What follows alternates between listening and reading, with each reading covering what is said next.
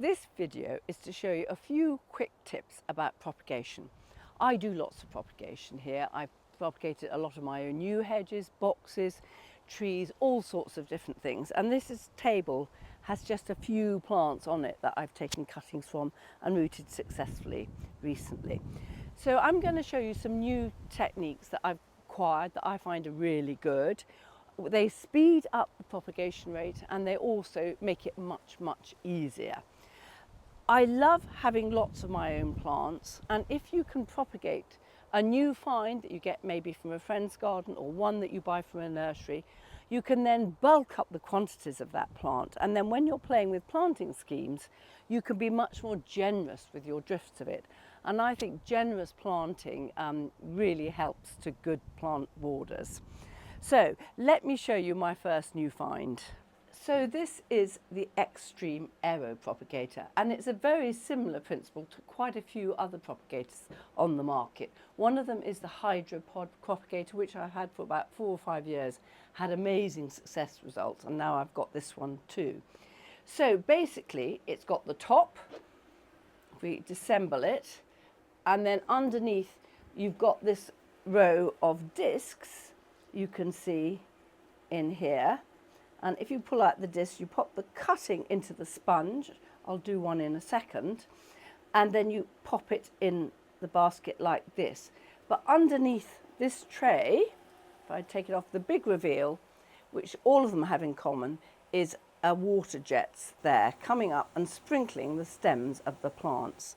Now with the Hydropod, that water is heated. With this one, it's not, but I've got it on a heated mat. And in a way, I like having the elements separated, because if it's a hot summer, you really don't want the water heated all the time, you just want to leave it. Now it's chilling down a bit, so I've got it on. And the reason I like this is I've had amazing results. I've had roses root in 3 weeks from this, Rosa mutabilis, things like salvias and pelargoniums root in a week, 2 weeks, 3 weeks, verbenas a week or so. Daphnes, which are quite slow, maybe take a bit longer, maybe 4 weeks, but they all root very fast. And I'm just quickly going to show you how you would take a cutting. Now, this is a pelargonium here. Now, often they said never put pelargoniums with polythene bags over them or anything like that because they can rot. But in this, they're perfect. And when you take your cutting wood, normally people are very prescriptive about how and when you should take them, but I find with this it works a lot of the time, particularly with the soft growth, particularly with the semi-ripe growth that we're getting in sort of September, October, and through the winter too, but that is slower obviously. Now let's just see if I've got any in here that are rooted so you can see how it works. And there we are, we've got a couple there. So this one, this is Salvia habspan, which I love, and this is rooted, you see, very quickly, and this has probably been in here 2 weeks, if that. So I'll just take it out, and then I've got a little pot here ready, nice moist compost. I'll just put the roots in. Now if you find your roots are too big, and sometimes this happens when you plant bare root plants as well, I just cut them off. You can be really rough with roots, and the more you cut them back, the more they grow. So that's worth knowing. If you get, sometimes I get box plants with massive roots on them and that won't fit in a hole. I just cut them right off and just leave a bit. And then they will grow massively from that pruning. Pop them in, and then I firm them in there. Now obviously they've come from a very moist environment, and you're now putting them into moist compost. So I tend to then put them in a shaded position, and this is my sort of hardening off zone for my cuttings. North wall, shady, doesn't get a lot of sunlight. So I put them on there, and then I usually give them a good old spray with a mister bottle. I find these mister bottles invaluable for all sorts of things.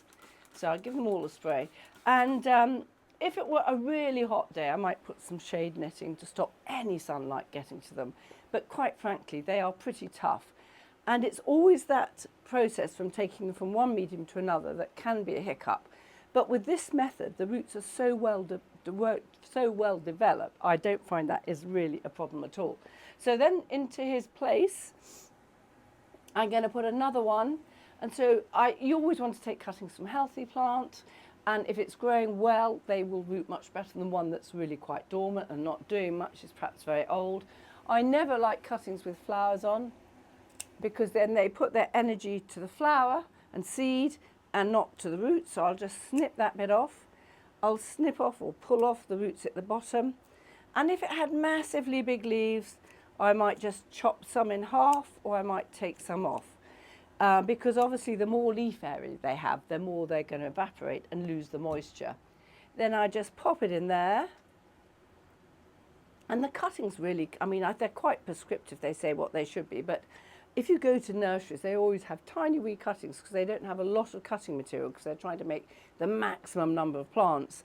But I mean, they work with all ways. And then you just pop it in the basket. Now, the hydropod, the other model I've got, doesn't have these little baskets, but this one does. And then you pop it in there, and then I'll put the roof on, and then you can vent it at the top. So it's quite steamed up, but I quite like it steamed up because it's quite, it just means it doesn't have so much light coming through, so when they're soft, it's easier. I should just pull off these little flowers that have come on here. This is an unusual form of Nepeta, which Matthew Posh recommended I got, so I'll pull those off. Put the lid back on, and I usually check it. There's another one I see rooted there, but I won't bore you with me potting that up. And this rose is a very rare rose. It's extremely difficult to propagate. And I was given some cuttings from Joe Sharman, and he doesn't have power. He doesn't have one of these, and we're just going to see how well it works in this propagator. So it's really exciting to try. And as with everything, you know, if it's really difficult to root, I might put 10 plants of one thing in to make sure one rooted. And often I put much more than one in each hole. I'll often put 5, 6, 8 plants in one little sponge, depending on what I want to propagate. Put the lid back on, and there we are. Now I'm going to give you just a few other tips for propagating that I think are quite different. Seed is probably the most common method of propagation, and it's wonderful. And here I've got some lovely Daphne laureola. Now I got these from Chris Baines's garden, and it's a native Daphne. It has beautiful, creamy, very fragrant flowers in spring. And I took 3 from seed and 3 from cutting, and I thought I'll just see which is better. And you see, I've got 3, I think these were the cuttings, they're the bigger ones, and these are the ones from seed. And someone's eaten the leaf off that one, unfortunately. But my top tip for seed sowing is I go to a catalogue called Jelitto, Jelitto, and they do a massive range of seeds of hardy perennials, which the trade all buy from. And what I love about that is if you go to the seed directions on sowing at the back, they have a whole prescriptive list of what seeds need stratification, what seeds what different temperatures different seeds of different plants need. They have chapter and verse on sowing many hundreds of different types of seeds. And I always find that useful. If I'm sowing a seed that I don't know a lot about, I think it is worth just checking that out. You know, they're compiled by professionals for professionals who make their living from growing seeds from seeds successfully. So using an index, information like that is absolutely invaluable. This is interesting. These are my holly seeds. These are hollies. I was working on a site and they had a really old holly tree, absolutely smothered with berries. I've never seen so many. I don't know what it was. It was midwinter and I didn't take, the leaves all high up and it was very cold. I didn't get some branches to take for cuttings, although I often have done hollies from cuttings and they're pretty easy. So I got some berries instead and I stratified them for a year and now they're growing on. Now obviously because they're seed, they're not going to be genetically identical to the parent plant, okay? So they might not even be female. Usually it's the female hollies that actually produce the berries that you can propagate from seed, pretty nearly always actually. So some of them might even be males, so they might not even produce berries, and they might produce more berries than the parent plant, the females. They might be better or they might be worse. So it's a bit of a lottery, but I think it's fun. I mean, you can see quite a bit of variation in these 7 seedlings already. I really like hollies and I think they're a great plant. So that's a little bit on seed sowing. I'm now going to show you something I'm using for air layering, which I think is a great source for propagation, particularly with trees. Now, air layering is really good with trees. If you remember on the YouTube video about new avenues, there Pete Glassett at Burley Park has created all his new trees from layering the old lime trees because he wanted the exact same genetic material as the original trees that were put in.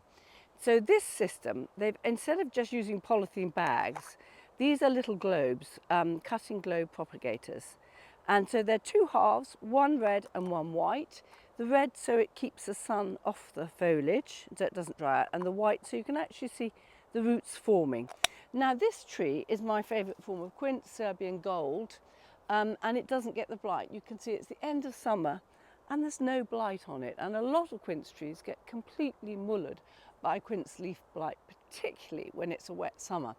But this one is absolutely clean. So what you do is you fill each half with a compost, maybe something with perlite, maybe just compost, and then you actually wound the tree. So you can see here I fill these 2 halves with the compost. So you take a stretch of wood between 2 leaves, so it's internodal, and you actually scrape the outer bark off and the layer beneath, so you expose the green wood. These aren't quite long enough, so I'm going to take the bit with a leaf in it as well here. Now the best time to do this, I think, is when it's above 8 degrees. I think they say that is the best. It will take longer if you do it in a colder period. It will still work. So I'm just using a sharp knife and just scraping this off all around. Take care not to take my fingers off with it. Like that, quite a quick process. And then you can then dust it with a hormone rooting powder. Now I tend never to use these because they go out of date so fast. And the main component I think that works is really the antifungal bit. So there, I've done that. And so some people say you can, if you want to, you can put 1 part honey, 1 part water and paint it on, and then you could dust it with cinnamon powder, which is a good sort of thing to stop rots getting in. I tend not to bother with any, and I find they still work. Always, for me, the simplest the better.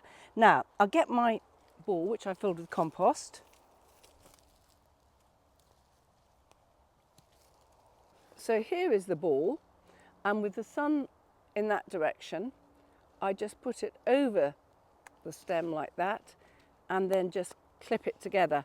And then in around 6 to 8 weeks, you will see that filling up with the roots.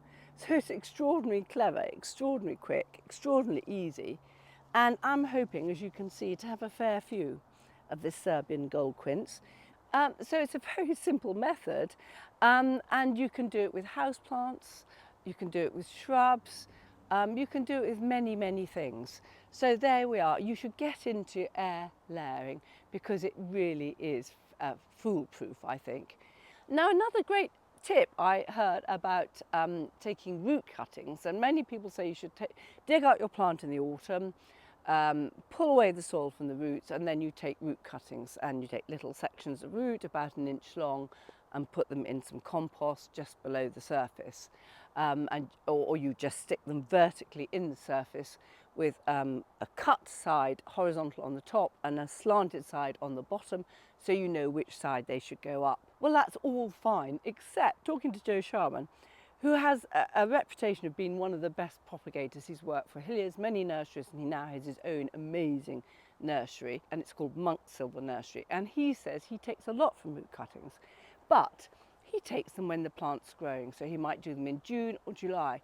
And I think the reason people don't tend to do this because they think it feels a bit strange to be digging a plant up in June or July.